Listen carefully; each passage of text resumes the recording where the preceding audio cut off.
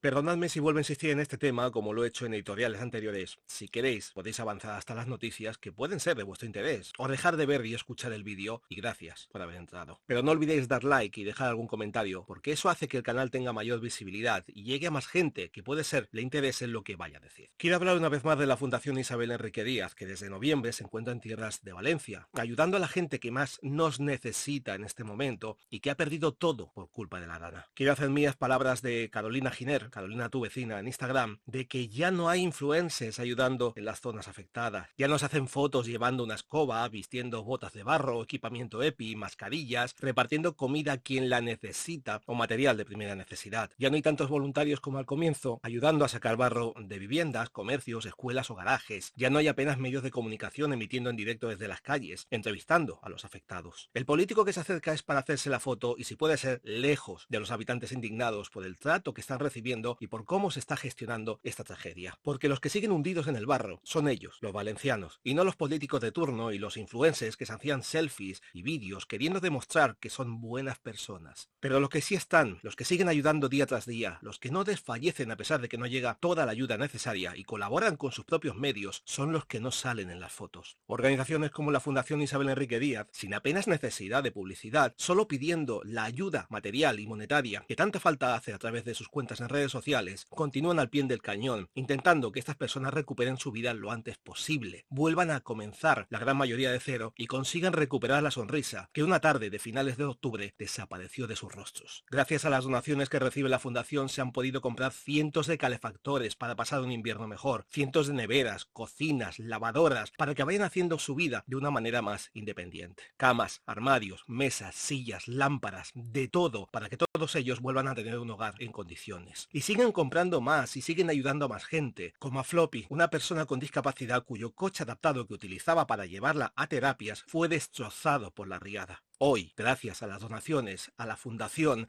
al periodista Ferran Garrido y más personas, Floppy tiene un coche nuevo adaptado. Quiero daros unos pocos datos de lo que está ocurriendo en esas localidades de Valencia devastadas por la Dana y que apenas salen los medios de comunicación. Solo el 15% de los comercios de estas poblaciones han conseguido abrir de nuevo. El resto o tardarán mucho en abrir o no lo harán jamás. En Catarroja, por poner un ejemplo, muchas viviendas tienen que ser destruidas a consecuencia del estado crítico en el que se encuentran. Un auténtico peligro para vivir en ellas. El coste de derrumbarlas es de 150.000 euros, un dinero que tienen que pagar ellos de su bolsillo. El gasto para rehabilitar las comunidades de vecinos de estas localidades oscila entre los 500.000 euros y el 1.000.000 de euros. ¿Adivináis quiénes van a tener que pagar estas cantidades si no llegan las ayudas a tiempo? Por eso, desde el canal Esto es Almería Sacio, insisto una y otra vez para que sigamos ayudando a quienes lo han perdido todo en Valencia. Se necesitan muchos voluntarios para limpiar viviendas, comercios, escuelas, residencias de personas mayores y garajes. Se necesitan empresas y voluntarios especializados para la rehabilitación de todos ellos. Desde pintura, carpintería, electricidad, albañilería, de todo. Y sobre todo, sigue haciendo falta material de todo tipo y donaciones para que la Fundación Isabel Enrique Díaz siga comprando electrodomésticos, mobiliario y también material escolar, entre otras cosas. Porque 3 meses después, repito, 3 meses después, muchos de estos niños aún no han podido regresar a sus colegios, institutos o guarderías. Y personas mayores con movilidad reducida, 3 meses después, aún no han podido bajar y pisar la calle porque el ascensor fue destruido por la riada. Así que por favor, no dejéis de ayudar a la gente de Valencia. Nos necesitan más que nunca y más ahora que ya no se habla tanto de ellos y de la tragedia. No nos olvidemos de ellos. No nos olvidamos de Valencia. Y ahora, noticias.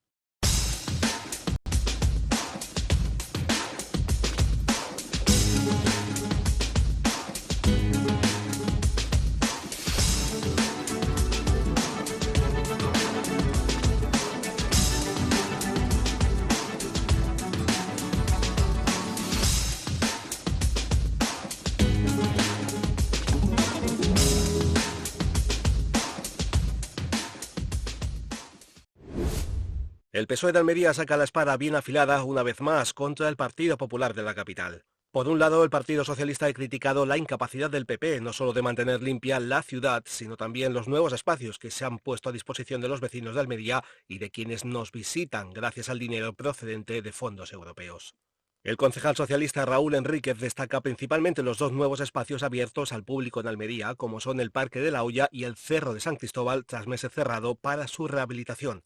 Enrique ha comentado que solo ha pasado un mes desde la inauguración y ya hay luminarias rotas, vegetación arrancada y mucha suciedad, y cuyo descuido de estas zonas refleja una falta de respeto hacia los vecinos y vecinas que contribuyen con sus impuestos al mantenimiento de la ciudad. Por otro lado, la concejala socialista Fátima Herrera ha reprochado al equipo de gobierno la dejadez y la incapacidad del PP para acabar con la situación de suciedad endémica que sufre Almería, y prueba de ello son los datos que arroja la propia aplicación del ayuntamiento sobre las quejas de los almerienses. Entre el 1 de julio y el 5 de diciembre de 2024, según datos aportados por los socialistas, se han recibido a través de la aplicación móvil Almería Ciudad un total de 3.633 incidencias relacionadas con suciedad. De este total, más de 600 reclamaciones son por manchas en las aceras, más de 550 por acumulación de suciedad y alrededor de 370 por excrementos de animales. En relación a la recogida de la basura, de las 1.718 incidencias registradas, 1.137 se refieren al estado de los contenedores y 374 por el entorno sucio. Herrera ha concluido su exposición diciendo que el PP insiste en dejar la ciudad en manos de grandes empresas que no controlan ni supervisa, como está más que demostrado por los datos y por lo que ven y sufren los almerienses en sus barrios cada día. Apenas ha pasado un mes de la inauguración del segundo tramo entre Almería y Madrid y ya tenemos el primer problema con el Alvia S730. Según el diario Granada Hoy, fuentes ferroviarias han comunicado que a la altura de la localidad granadina de Iznayoz, un fallo en el motor de tracción diésel del convoy obligó a que éste regresara a la estación de Granada, debido a que no pudo remontar las rampas a la salida de la estación debido a una bajada de potencia. Ya en la capital granadina, los viajeros realizaron trasbordo a un tren convencional de media distancia que se encontraba estacionado en uno de los andenes y así intentar llegar a su destino, la ciudad de Almería. Aunque cada vez que ocurre un problema de este tipo, la aventura no acaba aquí. Debido a las obras del AVE hacia la capital, los pasajeros tuvieron que hacer el trasbordo en autobús desde la estación de Huerca Alviador hasta la capital. Poco antes del incidente, el tren se preparaba a entrar en la última etapa del recorrido siguiendo la vía de Moreda hasta la capital almeriense. Este tramo, de ancho convencional y sin electrificar, fue el que causó este contratiempo.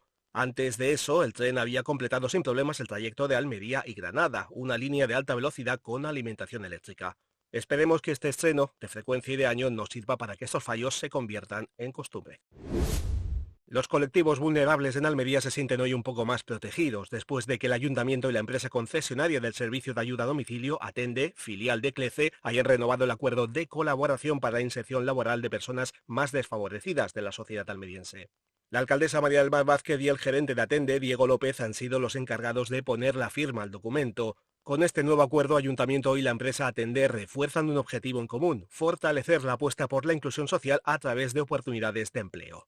Vázquez ha remarcado que este acuerdo es importante para la ciudad de Almería y especialmente para los colectivos más vulnerables como son las personas con discapacidad, las víctimas de violencia de género, los jóvenes en desempleo o las personas en situación de riesgo de exclusión social.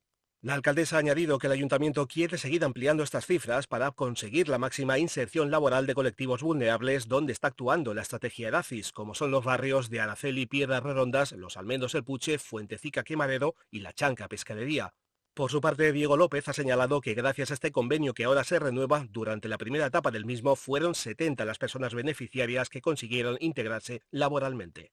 Este nuevo acuerdo entre Ayuntamiento y Atende se incluye dentro del programa Eracis+, Estrategia Regional Andaluza para la Cohesión e Intervención Social, que ya ha puesto en marcha un total de 360 itinerarios sociolaborales, consiguiendo la inserción laboral de casi 100 personas desde su inicio. No dejamos el tema de los colectivos vulnerables, que tienen otra buena noticia y relacionada con el empleo. La Fundación La Caixa, a través de su programa Incorpora, ha conseguido dar empleo a casi 600 personas en situación de vulnerabilidad en Almería. Una apuesta que ofrece una segunda oportunidad en sus vidas, para algunos será la primera, que hará que sus vidas se transformen de manera radical hacia mejor. Gracias al programa Incorpora, 39.048 personas en España han conseguido empleo, de las cuales 583 lo han hecho en la provincia de Almería. Estas nuevas contrataciones se han logrado gracias al compromiso de 237 empresas almerienses que han apostado por la responsabilidad social. Todo un logro en un momento en el que el acceso laboral en España no es igual para todos.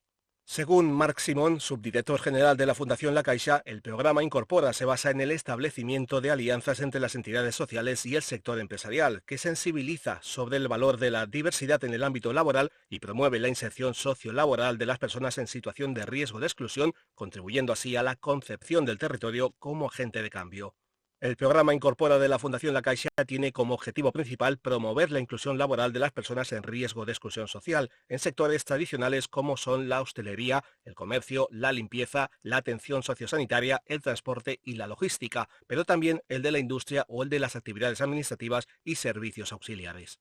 Con este programa, la Fundación La Caixa busca fortalecer vínculos entre el sector social y el empresarial, destacando en este proceso la importancia de la sensibilización empresarial para impulsar entornos laborales más diversos e inclusivos. Los periodistas de Almería, o por lo menos una gran mayoría, estamos de enhorabuena. El Monumento a la Libertad de Expresión vuelve a recuperar el esplendor que ha ido perdiendo a lo largo de los años desde su inauguración en la Plaza de los Periodistas de la capital en 2004. El presidente de la Asociación de Periodistas, Asociación de la Prensa de Almería, José Manuel Bretones, y varios de los miembros de la Junta Directiva han sido los encargados de que tras varias reuniones con el Ayuntamiento de Almería, este restaure el monumento a su estado original, recuperando el blanco del mármol y la placa con el texto que ilustra su significado. El trabajo de rehabilitación ha consistido en limpieza, restauración, sustitución de las piezas de mármol deterioradas o desaparecidas y la colocación de una nueva placa. Desde la asociación se ha comentado que con la restauración se ha conseguido cumplir una de las propuestas electorales de la Junta Directiva, así como solucionar un problema que se había enquistado por diferentes causas en los últimos años. El monumento presentaba un aspecto lamentable que era impropio de su valor simbólico. El Monumento a la Libertad de Expresión ha podido lucir toda su belleza durante los actos organizados el viernes 24 de enero con motivo del Día de San Francisco de Sales, patrón de los periodistas. Terminamos con una noticia que puede ser del agrado y la curiosidad de muchos de los aficionados al misterio y lo paranormal en Almería. Se trata del antiguo poblado del Arteal, situado en el término municipal de Cuevas de Almanzora, cerca de Sierra Almagrera. Un lugar arraigado a la historia de la minería en el siglo XX en la provincia de Almería y que en la actualidad se encuentra completamente abandonado. El Arteal fue fundado en 1952 por la empresa Minas de Almagrera S.A. El poblado estaba formado por 251 viviendas distribuidas en 20 bloques de 2 plantas cada uno y unidos entre sí por 2 arcos, creando una especie de jardín interior. En ellos llegaron a habitar más de 900 operarios de la empresa minera. El lugar además tenía una iglesia, una escuela, un pequeño hospital con sala de rayos X, quirófano y autoclaves de desinfección, entre otros servicios. También tenía un cuartel de la Guardia Civil, una panadería, un economato, un bar, un campo de fútbol, billar, salas de lectura y 2 cines, uno de verano y otro de invierno. El poblado minero de El Arteal fue conocido con el nombre de Corea. Alguno de sus habitantes quiso bautizarlo con este curioso nombre, ya que en aquella época se estaba librando la Guerra de Corea, que duró desde 1950 a 1953. La explotación minera en El Arteal no tuvo mucho éxito. En 1958 la empresa cerró su actividad y las familias abandonaron el lugar. Con el paso de los años, el poblado se ha transformado en un lugar deshabitado, ruinoso y fantasmagórico que se ha convertido en atracción para curiosos y fotógrafos que han querido conocer e inmortalizar el lugar. En varias ocasiones también ha sido usado por la Legión como campo de maniobras, aunque lo que más visitantes atrae son las leyendas de fenómenos paranormales que hacen de este pueblo fantasma un lugar extraordinario para explorar y pernoctar en el lugar. Eso el que se atreva, claro. Llegamos al final de la edición de esta semana. ¿Qué te ha parecido el resumen semanal? Si te ha gustado, no olvides dar like a este nuevo vídeo, opina sobre la información publicada, suscríbete al canal si no lo has hecho ya y comparte si crees que es de interés para otros. De esta manera apoyas al canal, le das más visibilidad y en un futuro se podrán hacer más cosas. Si queréis proponer temas que os interesen o denunciar algo que perjudica la vida diaria de la capital o de algún pueblo de la provincia, hacedlo llegar con pruebas y se enviará a quien corresponda esperando su respuesta. Si no contestan, la denuncia se publicará en la siguiente edición. Muy buenas a todos, sacias y sacios, gracias por escucharnos una semana más y hasta una próxima edición de Esto es Almería, Sacio.